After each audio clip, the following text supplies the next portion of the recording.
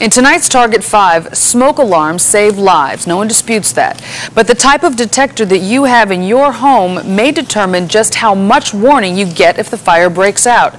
Target 5 has learned this difference is putting the world's largest maker of smoke alarms on the defensive. Here's NBC5's Lisa Parker.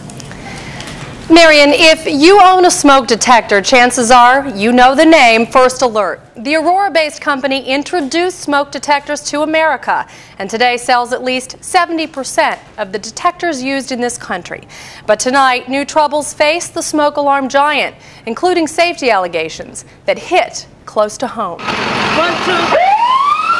4 young children, a smoky house fire, no way out. When I opened up the door, it was just a blanket, just a sheet of black smoke in my hallway. I couldn't even see my hand in front of me. Images and sounds Tim Gordon says he will live with the rest of his life. The main thing I remember about that day was hearing my niece scream. I can never forget the scream. Gordon was inside his St. Louis home on an April morning 2 years ago when fire broke out. I started punching out the windows, I threw the TV at the back door, I kicked on the door, I screamed for help. Gordon says he tried to beat the way to safety, but the smoke beat him. He was found unconscious. His children, 6-year-old William, 4-year-old Erica, and his niece, 4-year-old Jaleesa, died from smoke inhalation. Only Gordon and his 3-month-old son, Tyreek, survived. Throughout the whole time, what did your smoke detector do? It never activated. My smoke detector never went off. Through it all, Tim Gordon says the safety device he counted on never made a sound. Had my detector went off, I would have had the visibility in order to find those keys, open that door, and get me and my children out of there, and I wouldn't be talking to you today. What he would come to learn about his smoke detector is something millions of consumers might want to know. I think most people don't know. I had no idea that certain smoke detectors react in certain situations and certain fires with certain type of smokes. The Gordons use the most popular type of smoke detector in this country, a First Alert ionization alarm, technology most effective at detecting fast flaming fires. What many don't know is there's another type of detector, photoelectric, that better detects slow smoldering fires, the kind that produce a lot of smoke. The kind of fire in the Gordons' home. The Gordons are no different than anybody else in America. Attorney Tony Bruning represented the Gordons in their lawsuit against First Alert parent company BRK Brands. People don't know there is a difference in types of smoke detectors. When they find out, they are usually angry because for an extra 20 or 25 bucks, people can buy the safest and cheapest life insurance available.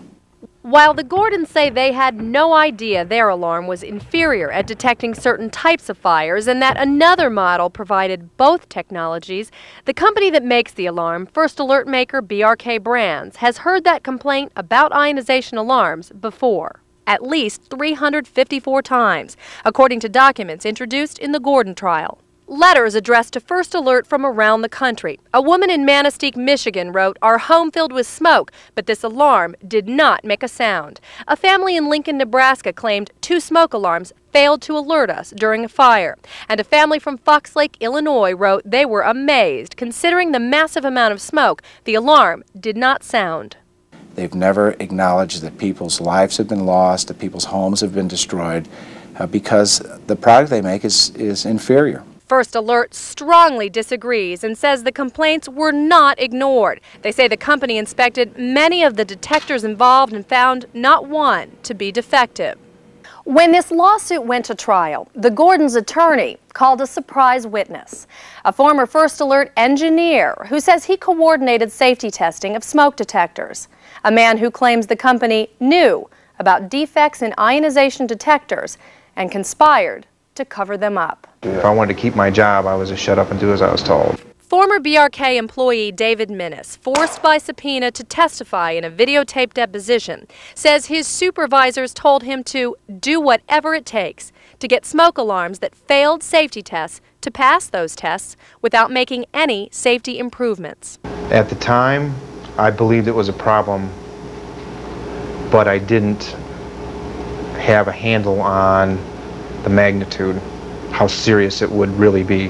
When the detectors continued to fail, Minnis says he was told by supervisors to rig the test samples by lubricating problem horns, units that only then were certain to pass safety tests. It's the first thing I think about when I wake up, and it's the last thing I think about at night, is the fact that there are somewhere between 75 and 100 million smoke detectors all over the world that have bad horns in them, and that people are going to die because of that horn. First Alert officials called David Minnis a disgruntled former employee whose testimony should not have been allowed in the Gordon trial. They point out Minnis never worked on the specific model of detector used by the Gordons. Still, company officials say they are looking into Minnis's claims. For the jury in this case, the question boiled down to this: was the Gordons' First Alert smoke detector defective and therefore responsible for the deaths of their children? The St. Louis jury that heard the Gordons case deliberated for one full day and then came back with one of the largest judgments in Missouri history. A judgment against First Alert parent company BRK, awarding the Gordons $50 million, $20 million in compensatory damages, $30 million punitive. BRK Brands is appealing the verdict. Company officials say they are confident it will be overturned and say they have no doubt the detector in the Gordons' home worked. Here, you do it. You do it. But the jury's verdict spoke volumes for Tim Gordon, Big boy. who says BRK blamed him for the deaths of his children. Only now can he and Tyreek move on. A father whose only comfort is that others might hear what he never did about smoke detectors. I want people to be able to wake up and say, let's find out what we got in our house. That was you. It's Daddy. I want them to walk away and say that, my God, I don't want that to be me. Target 5 has learned another former First Alert employee, in a deposition taken just last week, confirmed part of David Minnis's allegations. First Alert officials, who would not appear on camera but did meet with us at length, say the new deposition does more to discredit Minnis than back him up. As for questions about their product, company officials point to numerous studies they say prove that both ionization and photoelectric detectors provide adequate protection for your home. And they say the detector in the Gordons' home worked. That is the same thing they say about an Iowa family with a story very similar to the Gordons. Nobody should go through what we went through. Nobody. Tomorrow night, one child's life changed forever, another's lost, and a family who says an ionization detector is to blame will tell you why this best-selling detector is landing First Alert in more courtroom battles, and we'll hear what the government and a trusted safety agency have to say about the allegations raised in our report. One note we want to be very clear on is that there is total agreement in the fire community about one thing. It is always better to have any detector. Any detector is better than no detector in your home. It's just these differences that people find very surprising. So we have between 75 and 100 million potential smoke detectors out there whose horns are defective. Is that? No, that was Minnis's, we want to make it clear, that's Minnis's allegation. That was in the deposition. That is vigorously challenged by First Alert, but they say they are still looking into those allegations as we speak. An ongoing story. That's right. We'll see you tomorrow night for more. Thank you, Lisa. In tonight's Target 5, it's the best-selling smoke detector in the country inside millions of homes. The company that makes them is First Alert. It says its product saves thousands of lives, but it's a product that's landing the smoke alarm giant in court. NBC5's Lisa Parker joins us with a story. Lisa? Thank you, Marion. After this report, you may ask yourself what type of smoke detector you have in your home. If you didn't know there's a difference in smoke detector technologies, you're not alone. Tonight, an Iowa family says if only they'd known the importance of those differences, they might have avoided tragedy. Wrapped in bandages, clutching a doll, 18-month-old Travis Mercer awaits treatment in an Iowa burn unit. Doctors gave him a 5% chance of survival, a long road ahead of him, a terrifying one behind him. On a January night 6 years ago, fire caused by a faulty baby monitor changed life forever for the Mercer family of Davenport, Iowa. Nobody should go through what we went through. Nobody. Nate and Jennifer Mercer say they'd just put Travis and his 3-year-old brother Bradley to bed when they heard a strange noise. We thought we heard our youngest get up and get out of his crib and was waiting for him to come downstairs. But that noise was heat. Smoke so intense the Mercers say they couldn't get upstairs. Nate ran to the adjoining duplex and broke through the wall to try to reach his boys. The crib was up against that wall, so I grabbed the crib and pulled it to me. I kept my head on the other side of the wall. I tried to look in once, but it burned my eyes and made it very hard to breathe. So then I used my hands and I felt and just remembered where everything was and got a hold of Travis and pulled him out. Burns on 40% of his body. Somehow, Travis pulled through. Bradley died 6 days later. From the time you got off the couch and as you tried to get the kids, what do you remember the smoke detector doing? Nothing. I even stood at the stairwell at the top of the stairs for a few minutes and heard one of my kids scream. The Mercers sued Aurora-based BRK Brands, parent company of First Alert, alleging the detector in their home was defective. The type they used, an ionization detector, is the most popular type in this country, in an estimated 90% of all homes that have smoke alarms. But it is not the most effective at detecting certain types of fires. So why do so many choose the ionization model? Take a look at price. The best-selling ionization detector is best known for its ability to detect fast flaming fires. It sells for about $10. The other technology, photoelectric, is best at detecting slow, smoldering fires. It sells for more, around $20. Then there's the dual model, an alarm with both technologies that has the highest price tag, about $30. This is the product First Alert itself calls superior. Which leads to the question, does that then mean the single technology alarms are inferior? The company says no, that either model provides your family with adequate safety protection, and many fire experts agree with that. But there's something else consumers need to know, according to a former First Alert employee, what he calls a serious safety defect in some models of ionization detectors. Made me sick to my stomach. In a videotaped deposition for a trial in St. Louis with claims similar to the Mercers, former BRK engineer David Minnis described problems with smoke alarm horns and the contact points surrounding them. Do you know how many units BRK sold to the public with this contact problem? Anywhere from probably 75 to 100 million.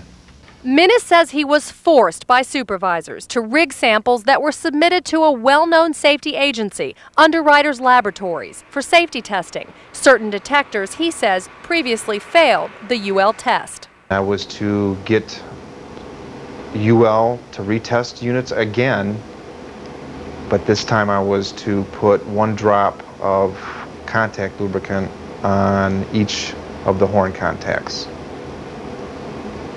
before submitting them for the corrosion tests.